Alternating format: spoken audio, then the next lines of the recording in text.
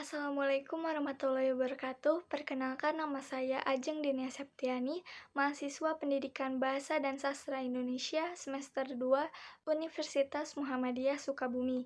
Di sini saya akan mempresentasikan hasil kajian saya mengenai abstrak dan ringkasan dalam skripsi yang ditulis oleh Cici Pemila dengan judul Konflik Psikologis Tokoh Yudis dalam Novel Posesif karya Lucia Priyandarini. Baik, sebelum kita memulai mengenai pembahasan hasil kajian, kita perlu mengetahui terlebih dahulu apa yang dimaksud dengan abstrak itu sendiri. Adapun menurut Nugraha tahun 2014, abstrak merupakan sebuah penyajian singkat mengenai isi tulisan. Abstrak berfungsi untuk memberikan informasi kepada pembaca perihal hasil penelitian yang telah dibuat. Oleh karena itu, sebuah abstrak harus dapat menggambarkan secara utuh isi dari karya tulis, sehingga penulisan abstrak biasanya dilakukan setelah karya ilmiah selesai dibuat. Dalam Pedoman Penulisan Karya Tulis Universitas Muhammadiyah Sukabumi, penulisan abstrak pada karya ilmiah memuat 200-300 kata dan ditulis dalam satu paragraf yang masing-masing paragrafnya menggunakan bahasa Indonesia dan juga bahasa Inggris. Hal-hal yang harus ada dalam sebuah abstrak menurut Partridge dan Starfield tahun 2007 terdiri atas sebuah informasi umum mengenai permasalahan penelitian yang dilakukan, tujuan penelitian, metode penelitian yang akan digunakan, tujuan atau hasil penelitian, serta kata kunci yang berjumlah 3-5 buah kata. Untuk selanjutnya, mengenai pembahasan hasil kajian abstrak dalam skripsi yang ditulis oleh Cici Pemila dengan judul Konflik Psikologis Tokoh Yudis dalam novel posesif karya Lucia Priyandarini, abstrak yang ditulis telah menggunakan bahasa Indonesia dan juga bahasa Inggris. Namun, dalam satu paragrafnya hanya memuat sekitar 133 kata, yang dimana hal tersebut dinyatakan kurang untuk memenuhi muatan kata yang seharusnya terdiri dari 200-300 kata. Adapun untuk hal-hal yang harus ada dalam sebuah abstrak menurut Partridge dan Starfield tahun 2007 dapat dilihat dalam penjabaran yang akan saya sebutkan. Untuk poin yang pertama, abstrak memuat informasi umum mengenai permasalahan penelitian yang dilakukan. Poin pertama ini sudah tercantum di dalam abstrak, yaitu berupa rumusan masalah dalam penelitian yang terdiri dari 3 pertanyaan mengenai bagaimana analisis tokoh dan penokohan dalam novel posesif karya Lucia Priyandarini, bagaimana faktor-faktor terjadinya konflik psikologis tokoh Yudis dalam novel posesif karya Lucia Priyandarini, dan bagaimana akibat yang ditimbulkan dari konflik psikologis tokoh Yudis dalam novel posesif karya Lucia Priyandarini. Untuk poin yang kedua, berupa abstrak memuat tujuan penelitian.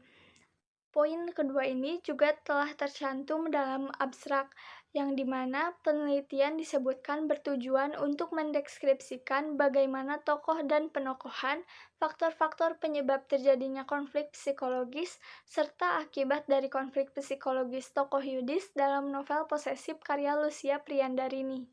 Untuk poin yang ketiga, abstrak memuat metode penelitian yang digunakan.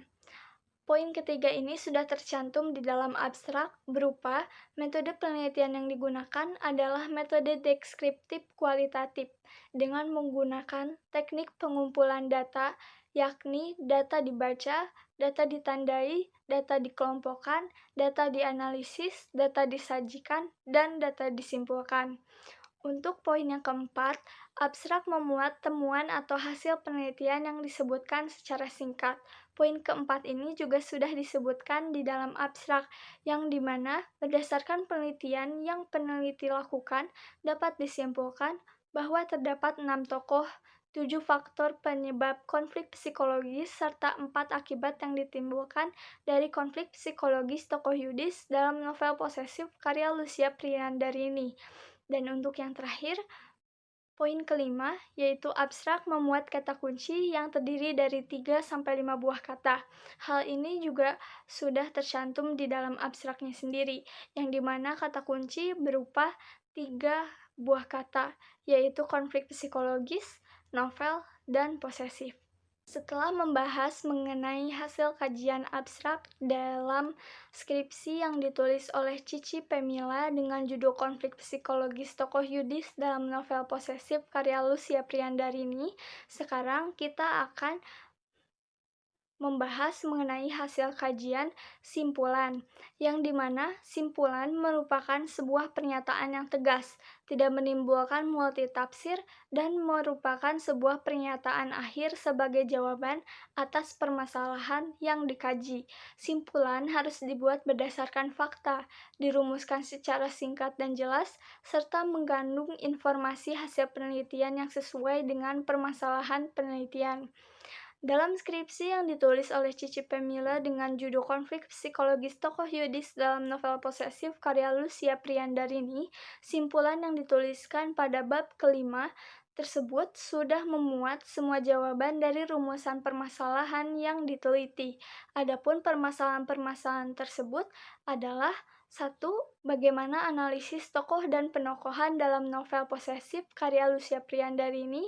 Kedua, bagaimana faktor-faktor terjadinya konflik psikologis tokoh Yudis dalam novel Posesif karya Lucia Priandarini? Dan yang ketiga, bagaimana akibat yang ditimbulkan dari konflik psikologis tokoh Yudis dalam novel Posesif karya Lucia Priandarini?